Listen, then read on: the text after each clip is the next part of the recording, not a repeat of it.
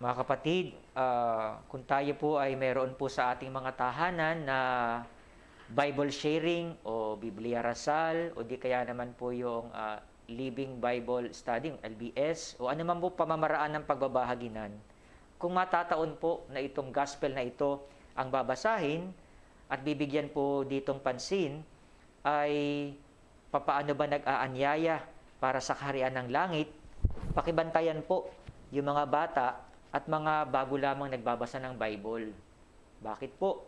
Sapagkat baka ang pumasok sa kanilang isip, ganun ba kalupit ang Diyos?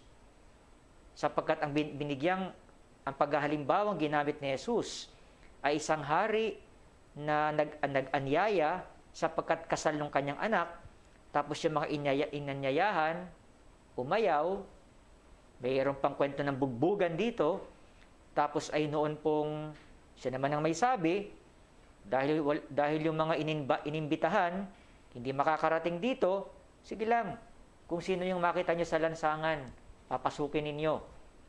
Tapos, syempre, matutuwaan lahat, tapos dumating naman yung hari na nag-invite at ang makakita ng hindi nakadamit ng ayon sa okasyon, anong nangyari?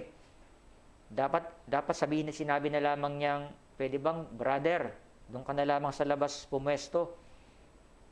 Pero ano ginawa ng hari? Malupit. Gapusin ninyo ang kanyang kamay at paa at itapon sa kadiliman sa labas. Baka isipin po nila, ganun ba sa kaharian ng langit? Napakalupit pala ng Panginoong Diyos. Sapagkat sa atin pong kultura mga Pilipino, hindi ba pag may mga kasalan, kantahan, ini-invite po ang lahat. Actually, nahihiya pa yung iba na kayo, naalala niyo, mga tambay, ano? Mga tambay, mga nakaganon lang yan sa labas, nung mga puno ng mangga. Kain na kayo. Ay, hindi ho. Busog kami. Pero maya-maya, makikita niyo, meron na doong mahabang bangko, nakaupo na sila, nagiinuman na sila. At uuwi yung kinabukasan na. Mga kapatid, ang tinutukoy po rito sa ating ibanghelyo, na patungkol po sa pag-anyaya ng Diyos sa kaharian ng langit, ay pumapasok po doon po sa mga tao na binigyan ng opportunity na makapasok o makakilala sa ating Panginoon. Hindi po pala sapat na ikaw lamang ay nakisama na inimbita. Hindi sapat din na tayo lamang ay maging miyembro ng simbahan at pumapasok sa loob ng simbahan, nanonood ng live streaming, tumatanggap ng mga sakramento. Inaasahan po dito, hindi lang maging passive. Yun bang hanggang doon na lang walang pakialam, hindi aktibo sa loob, walang kilos. Ang punto rito ng ating Panginoon ay sa pagtingin niya sa isang taong pumasok sa handaan na hindi nakadamit ayon sa okasyon, ay tumutukoy po sa dapat taglay nating mga naniniwala sa Kanya na buhay ng Diyos sa ating sarili, yung tinatawag nating grasya. Kaya mga kapatid, ito po isang panawagan sa ating lahat kung papaanong hindi lamang pala sa ating pagiging membro ng simbahan nakasalalay ang ating kaligtasan, kung hindi yung pananatili sa atin ng biyayang mula sa Diyos. At paano mananatili ang biyaya ng Diyos sa ating buhay? Nasa sa atin po yun eh. Nasa sa ating pag-iingat, sa ating pagkilala sa Kanya, at iba pang mga pamamaraan upang hindi tayo maging madumi ang buhay. Naalala ko po mga kapatid, meron pong sumikat na awit nung una. Ang pamagat po nito ay palagay ko, nung bata pa si Lea Salonga, kinanta siya po ang kumanta nito eh. Yung ang pamagat po nito ay, lupa man ay langit na rin. Ba? Lupa man ay langit na rin. Sinasabi po doon sa gustong mensahe po ng kantang ito, na kahit po tayong lahat ay nag-iintay ng langit, sana naman habang nabubuhay tayo sa lupang ito, ay pinaghaharian na tayo ng Diyos. At kung anong uri yung buhay na mangyayari sa kabila, yun na rin sana po yung nangyayari sa buhay natin ngayon. At bigla ko po tuloy ngayon na alaala na pinagnilayan po namin yung awit na ito. Pinatugtog ko po itong kantang ito noong 2008 yata yun, ano? Sa isang amin pong pagninila at pag-aaral kasama ng mga prayer leader dito po sa Gumaka. At sabi ko po sa kanila, sige po mga tatay, mga kuya, pumili na kayo ng inyong ng lyrics o ng mga salita na inyong nakaantig sa inyong damdamin o sa inyong nakaantig nakaagaw ng inyong pansin at ibahagi ninyo kung bakit. Meron po nung isang tatay, ang sabi po niya, Father, gusto ko pong tukuyin po dito itong sinasabing lupa man ay langit na rin. Yung langit, nasa lupa pa lamang po ako, sinasabuhay ko na po na maging langit yung buhay namin. Sapagkat sa akin pong pagtatrabaho, Father, kaming mga tatay dito siguro, hindi lang ako ang makapagsasabi nito.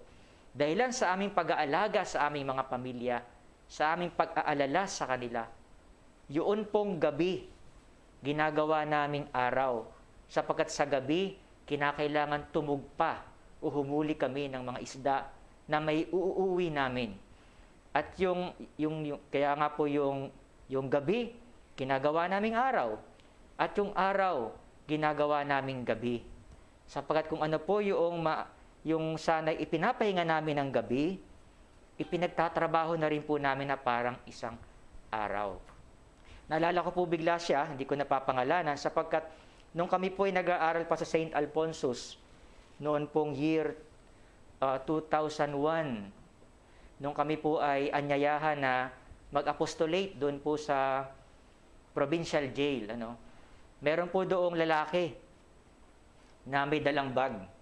Ang sabi po ni Kuya ay, ipagdasal ninyo ako, iniintay ko lamang dito yung aking sundo, makakalaya na daw ako.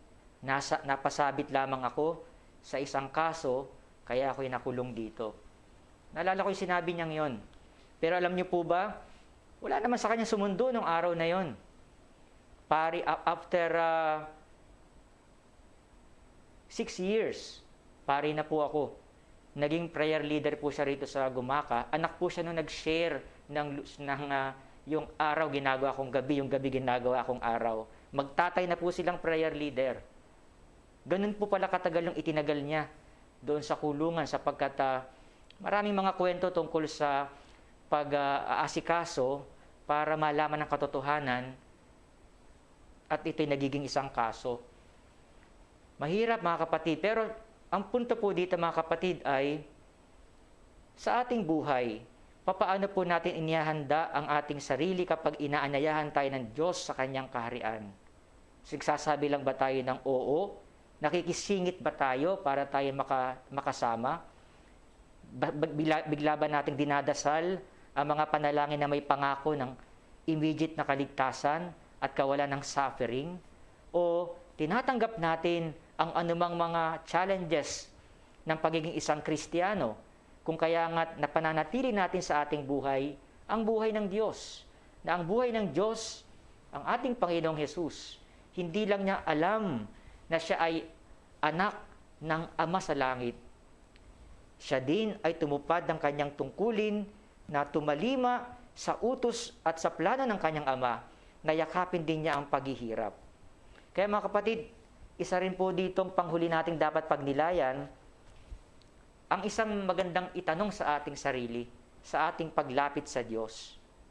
Tayo ba talaga ay may tunay na pagbabalik loob o paglapit sa Diyos? O kailangan lamang natin ng Diyos kapag meron tayong gustong ipasunod sa Kanya? O narito ang Diyos sa atin upang tayo ay umayon sa Kanyang plano sa atin. Kaya dalawa po yan Ang tinatawag nga po natin sa pagkukumpisal na perfect contrition versus imperfect contrition.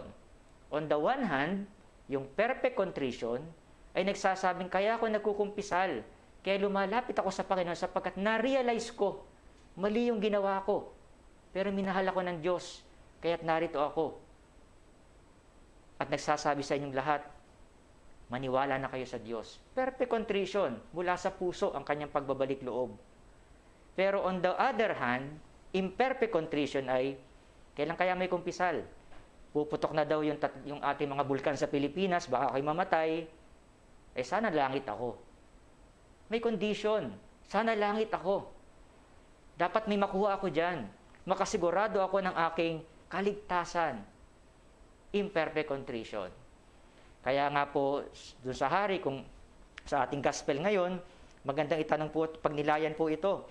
Magkakaroon po ng grasya sa atin at mananatili ito kung bukal sa ating loob na tinuturuan natin ang ating mga sarili ng ating pagkilala sa Panginoong Diyos, ay siya ay handang magmahal at tumanggap sa atin at tanggapin din natin ang anumang ipasunod sa atin ng Diyos. Siya yung Diyos, hindi tayo ang Diyos.